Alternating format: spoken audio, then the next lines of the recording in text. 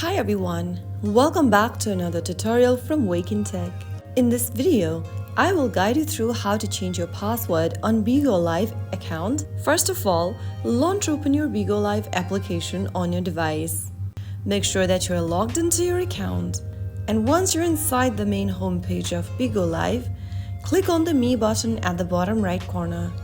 Once you get to your Me account section, go to the top right corner and tap the Gear button.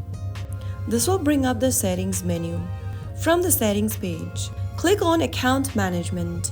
Under Account Management, tap on the phone option at the top and then on the next page, click on Change Password.